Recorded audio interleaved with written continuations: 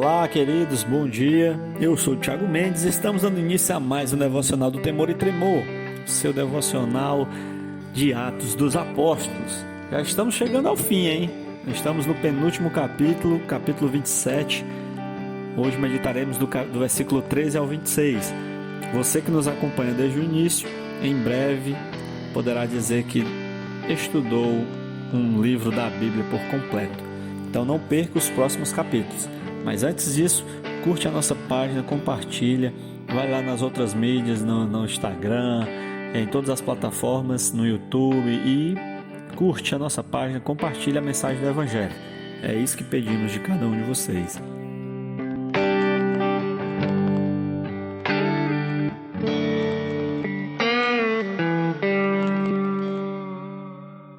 Antes de meditarmos no nosso texto de hoje, façamos uma breve oração. Meu Senhor e meu Deus, graças te damos, Pai querido, Pai santo, por mais um dia de vida, por mais essa oportunidade de aprender da Tua Palavra, de ler a Tua Palavra, de meditar nela. Te agradecemos porque em meio a esse caos que tem acontecido, o Senhor tem nos sustentado e até aqui tem nos ajudado. Glórias te damos, Senhor. Te peço por cada membro do Temor e Tremor, cada colaborador, te peço por cada ouvinte, cada amigo, cada irmão que nos acompanha, que a cada dia a mensagem do Evangelho possa ser propagada a toda criatura. É assim que te oramos em nome de Jesus. Amém. Vamos à leitura, queridos. Pegue aí sua Bíblia e acompanhe comigo. Atos 27, do 13 ao 26.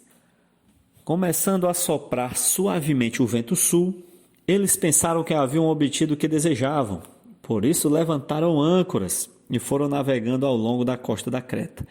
Pouco tempo depois, desencadeou-se da ilha um vento muito forte, chamado Nordeste. O navio foi arrastado pela tempestade sem poder resistir ao vento. Assim, cessamos as manobras e ficamos à deriva, passando ao sul de uma pequena ilha chamada Clauda. Foi com dificuldade que conseguimos recolher o barco salva-vidas. Levantando, lançaram mão de todos os meios para reforçar o navio com cordas, e temendo que ele encalhasse nos bancos de areia de Sirte, baixaram as velas e deixaram o navio à deriva. No dia seguinte, sendo violentamente castigado pela tempestade, começaram a lançar fora a carga. No terceiro dia, lançaram fora com as próprias mãos a armação do navio. Não aparecendo nem sol nem estrelas por muitos dias, e continuando a abater-se sobre nós grande tempestade, finalmente perdemos toda a esperança de salvamento. Visto que os homens tinham passado muito tempo sem comer, Paulo levantou-se diante deles e disse: Os senhores deveriam ter aceitado o meu conselho de não partir de Creta, pois assim teriam evitado este dano e prejuízo. Mas agora recomendo-lhes que tenham coragem, pois nenhum de vocês perderá a vida. Apenas o navio será destruído. Pois ontem à noite apareceu-me um anjo de Deus, a quem pertenço e a quem adoro, dizendo-me: Paulo, não tenha medo, é preciso que você compareça perante César. Deus, por sua graça, deu-lhe a vida de todos os que estão navegando com você. Assim, tenham ânimo, senhores, tenham ânimo. Creiam em Deus, que acontecerá do modo como me foi dito. Devemos ser arrastados para alguma ilha. Que de fato, a partir do devocional de amanhã, nós poderemos estudar esse naufrágio de Paulo na ilha de Malta. Essa será a ilha de Malta. Mas é um assunto para amanhã. Hoje meditaremos sobre essa tempestade, sobre esse anúncio do anjo, esse anúncio de Deus, do versículo 13 ao 26. Sabemos que Paulo passara por julgamentos perante Félix, Festo, Agripa, e que ele havia apelado para o imperador César. Haja visto que ele tinha a intenção de ir a Roma e que Deus o levaria a Roma, já que assim fazia parte dos planos do Senhor. Então Paulo, junto com vários outros prisioneiros, foi levado a Roma nesse navio, junto com alguns soldados, junto com Lucas, Aristarco. Lucas é o autor de Atos dos Apóstolos, médico, amigo, companheiro de viagem de Paulo. Eles todos estavam a bordo desse navio. E o navio foi, logo de partida, ele saiu sob um vento suave, um vento brando, o que fez com que eles tivessem uma falsa é um falso sucesso, né? Uma sensação de sucesso, discordando de Paulo, que havia dito para não sair, né? Naquele dia, naquela noite. É assim que o pecado faz. Ele vem como algo bom para agarrá-lo, para no momento em que baixamos a guarda, ele vem. Por isso, vigiai e orai. Esse é o recado que Jesus nos dá. Ele dá aos apóstolos lá no monte, quando eles deveriam estar vigiando e acabaram pegando no sono. Então, que nós possamos fazer isso constantemente, vigiar e orar. Então, queridos, essa viagem de Paulo já estava sob o controle de Deus, mas a tempestade atacou o navio, caiu sobre eles grande temor, né? E eles passaram por grandes dificuldades. Esse navio ia cheio de prisioneiros, como eu falei. Esses prisioneiros estavam destinados ao Coliseu, né? A servirem lá de escárnio, de espetáculo para o pão e circo romano, né? Para ser jogado às feras no Coliseu ou ser morto por gladiadores, por exemplo. Mas, a caminho de Roma, essa tempestade atacou o navio, né? Em outra tradução, fala que eles caíram em um euroaquilão, ou seja, um redemoinho, um ciclone, né? E o mar ele se transformou em um monstro indomável, jogando o navio de um lado para o outro.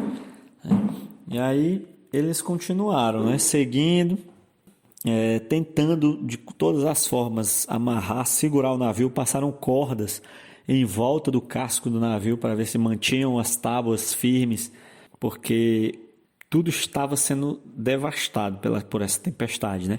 Eles passaram ali ao todo 14 dias sem ver o sol nem as estrelas, de tamanha tempestade que tinha abatido sobre eles.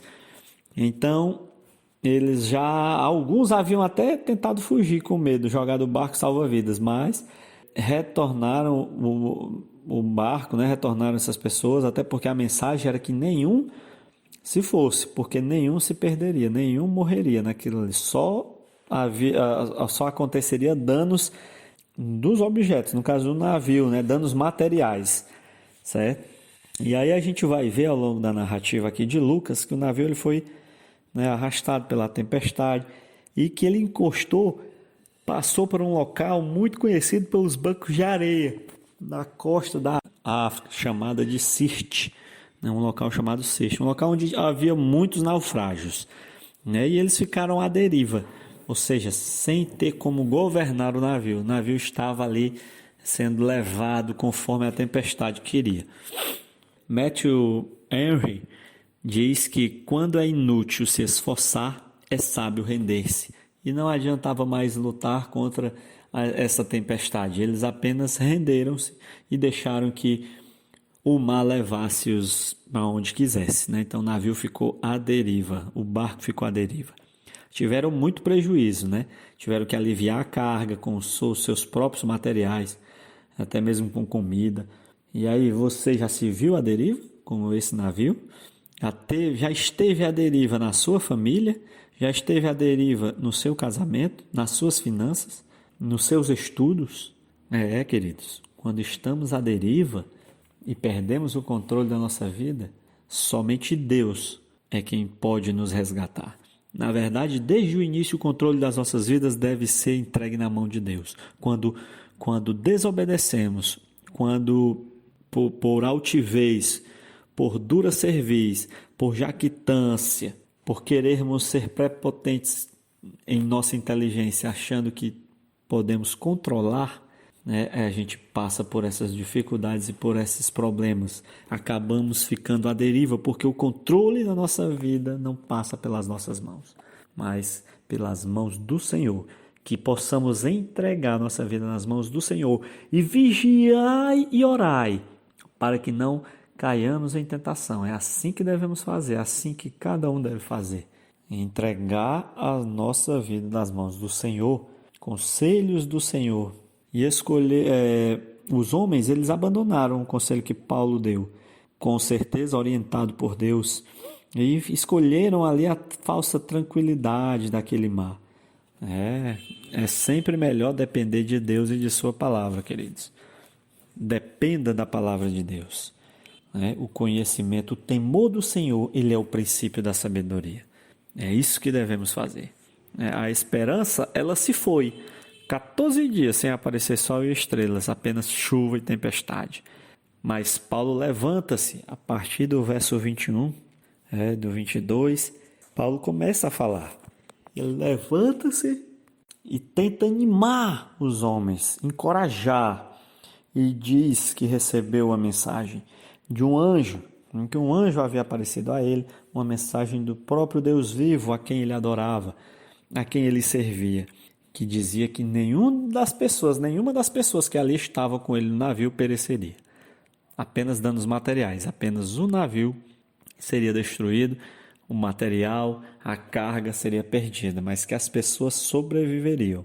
Então essa mensagem Paulo repassa e encoraja as pessoas, que nós possamos também sermos encorajadores em meio a essa pandemia, em meio a essa crise, em meio a esses problemas de violência na qual enfrentamos aqui no nosso país, esse problema de impunidade, esse problema de corrupção, que nós possamos encorajar os irmãos, encorajarmos-nos uns aos outros, para crer em Deus e confiar nas suas promessas, nas promessas da Nova Jerusalém. Que nós possamos ter bom ânimo.